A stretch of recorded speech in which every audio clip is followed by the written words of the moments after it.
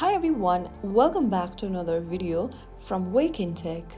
Today in this video we will be learning how to change language in Discord. To change your Discord account's language, first of all open up the Discord application on your mobile device and log into your account. Once you're in the home page, tap on the U button at the bottom right corner. Now click on the gear icon at the top right from the U menu. This will open up the settings option. From the settings option, scroll down until you find the language option and tap on that. You will then come across a list of available languages. Click on the one you want to use, and as soon as you do that, you will be able to change your language. Discord will usually switch language instantly, but if it does not, then you can try restarting the app, and that's how you can easily change your language setting in Discord.